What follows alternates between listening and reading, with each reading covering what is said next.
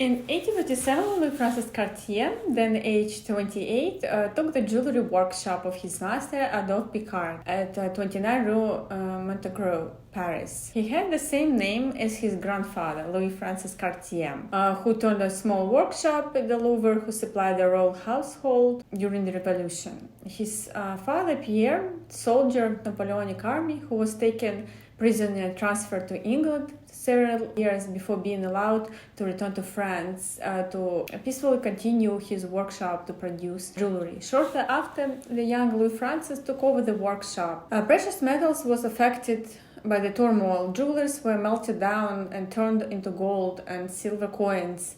With Paris in crisis and deserted by its workers, many workshops closed down. Louis Napoleon Bonaparte, as president of the Republic in December 1848, as a successor of Picard, manufacture of jewelry, costume jewelry, fashion, and novelties. At this time, Louis Francis was above all a supplier to other businesses. An excellent craftsman, he drew closest to Palace Royal and the center of elegant life in the city. With the continued assistance of Picard in 1853, he set up a jewelry under his own name and opened the business to private customers. Few documents have survived from that time, but no accounts reveals that, like most of his peers, Louis Francis made use of great number of suppliers and devoted himself principally for selling objects made by third-party workshop. Magnificent jewels had not yet returned into fashion. Atmosphere in Paris remains difficult, a little inclined to the status luxury that is typified. Napoleonic style had been for Renaissance cameos. Jewelry and ornaments, jasper, pearls, malachite, and onyx were the predominant materials and colors of the object proposed. Of leading jewelers of this age were Froment Maurice, Wagner, was the names that were the suppliers to Louis Francis. The dazzling social life of Paris during the Second Empire, parties and balls allowed House of Cartier to flourish, who was soon noticed by the Imperial Court. The Countess of Newark became a client in 1855. Between the date, she bought not fewer than 55 articles from Cartier. Her husband had been appointed director of the Museum of Arts. His friendship to Princess Matilda and to Napoleon I, at first cousin, opened door to the court of Louis Francis. Following the failure to marriage of Prince Demidov of Saint Donato, Princess Matilda returned to Paris, where she had a brilliant salon of artists, intellectuals, and politicians. Her first purchases from Cartier were made in 1856 and include 4 cameos of the head Medusa, decorated with amethysts, a brooch with a turquoise scarab, bracelet necklace with the rubies and pearls, Egyptian-style earrings. The princess would remain faithful to Cartier. In total, she purchased more than 200 pieces from the jeweler. The archives hold the stock books whose entries supplemented accurate sketches and provide valuable information. In 1860, Cartier's first Russian clients, Prince Saltykov, bought an emerald-studded bracelet. Women of fashion were expected to match their jewelry to their outfits, so Louis Francis Cartier struck up a friendship with the great courtier Charles Worth, the inventor of haute couture.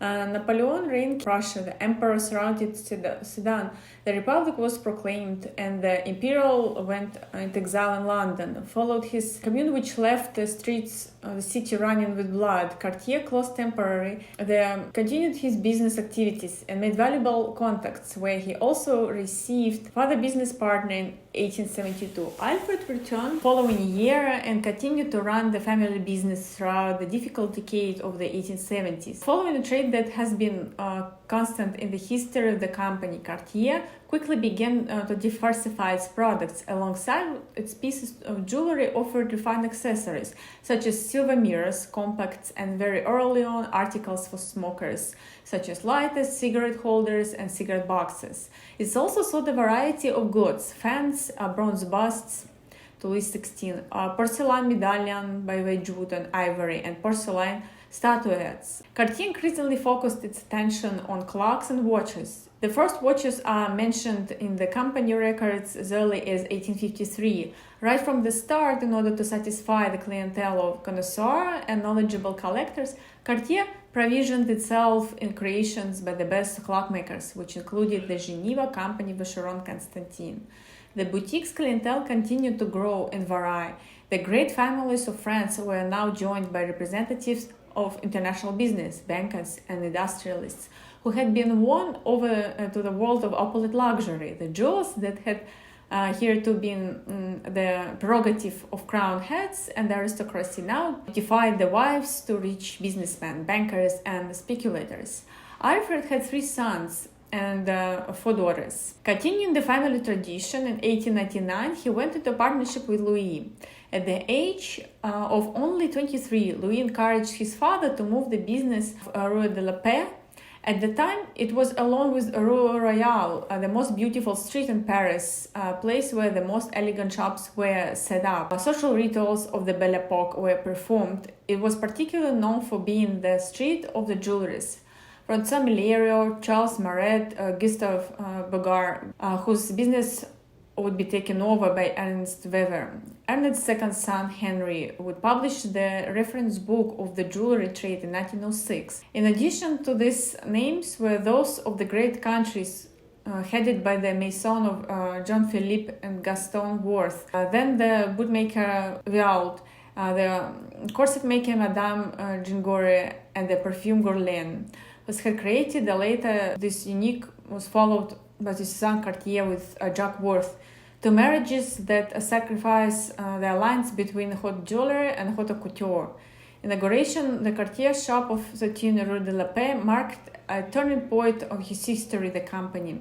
Cartier began to lay claim to the title of creator, simply retailer, and forged exclusive relationships with specialized workshops. Craftsmen like Audrey Charpentier, Droguet, Harnicar, Lavèbre, and Pic produced jewels based on Cartier designs in accordance with the company instruction in 1895, when Louis XVI style was dominant in the decoration of the homes of the aristocracy and wealthy in Europe and in America. Cartier launched a repertoire of elegant creations in what was baptized garland style by Hans Nadelhofer, author of the first monogram of Cartier in 1984. Which harmonized perfectly with the interiors and ball gown of the period. Friendship between Louis Francis Cartier and Charles Worth in 1899. Louis married Andrea Caroline Worth, and in a few years Cartier took 18th century style jewelry to techniques used in its execution. It was the first company to make general use of stomacher brooch, platinum, sapphires, and diamonds. Cartier Paris special order. Which, though much harder to work than gold, made possible bold treatments. For example, chokers and stomacher brooches could be perfectly curved to harmonize with the line of neck, and the style, distinguished by virtuosity and execution and elegance of design, rapidly became a distinctive trait of Cartier. The mounts and settings, which only platinum allowed to be suspended, were given a milligrain finish. Tiny beads of metal fashioned on 1 by 1 length of the mount. The white brilliance of the metal, platinum, and the immense of a gold and milligrain finish created a sparkle around the diamonds and added to the scintillation of the precious stones. The stomacher brooch at Cartier 1907 is a superb example of the style. They need to open a branch in London, which Cartier did same year at Burlington Street. Responsible for doing Pierre was then 24. 2 years as Cartier received the royal warrant, an honor that would be followed by similar warrants of courts of Spain, Portugal, Russia, and Siam, Greece, Serbia, Belgium, Romania, Egypt, and Albania, as well as the House of Orleans and the Municipality of Monaco. Jacques Cartier transferred to Direct Cartier London, while Pierre left for new horizons. As pioneering entrepreneurs, Alfred, as his son, already envisioned a presence internationally soon after the creation of the London branch. Prospering trips were made to America in 1903 and 1907. At the age of 62, Alfred himself crossed the Atlantic. Russia, too, is an attractive prospect. In 1900, Fabergé has dazzled visitors to the Exposition Universelle in Paris with 15 impressive Easter eggs presented from Alexander I and Nicholas II to the Tsarina and the Empress Maria Fedorovna. Louis and Cartier were among Fabergé's greatest admirers. The Louis XVI style of desk clock, decorative objects, picture frames, and magnificent enameled accessories encouraged the Frenchmen to take up the challenge and produce objects in keeping with the taste of the 18th century. Cartier entered into the production of a line of accessories, desk clocks and watches decorated with delicate gouache and enamel. The clocks were then housed in castings in form of the column, reading desk, or egg. A number of hearthstones representing flowers or animals were also offered in Cartier.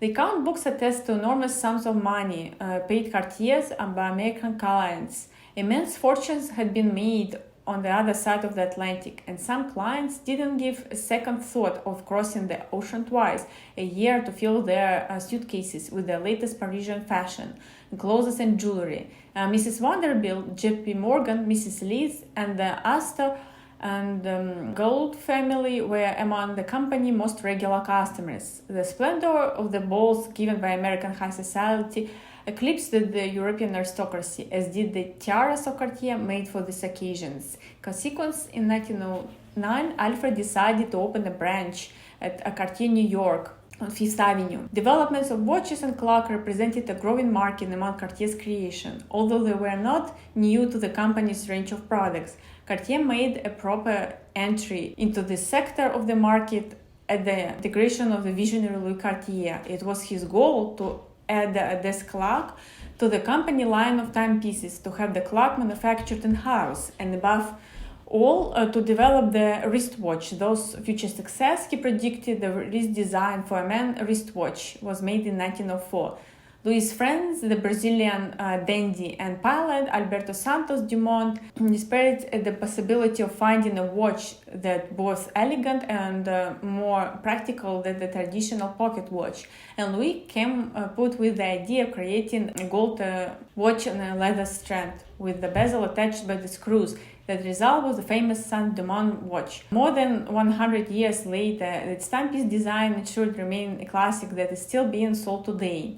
With the signing in 1907 of an exclusive contract with one of the most brilliant watchmakers of the period, Edmond Jaeger. Pierre was a shrewd businessman, a great hope diamond of the extravagant American heiress, Mr. Evelyn Walsh McLean, and in 1917 negotiated purchase to the company's current building in New York, owned by banker Morton of Plant. This magnificent sixth-floor Renaissance-style mansion, and was gained by Cartier in exchange for the most beautiful pearl necklaces, 2 strings of natural pearls, whose composition for years to achieve and was valued at $1 million, a colossal sum of the money. This third branch gave Cartier a truly international dimension. Important to Cartier was initiated with Maurice Lavonas enamel. This accomplished clockworker has worked in the innovation that the company commissioned were the comet clocks. In this, the daytime hour indicated by a diamond-studded star, while the nighttime hour is given by the crescent moon, also studded with diamonds. Cartier's genius was confirmed in 1912 when he was executed the first of Cartier mystery clocks called Model A.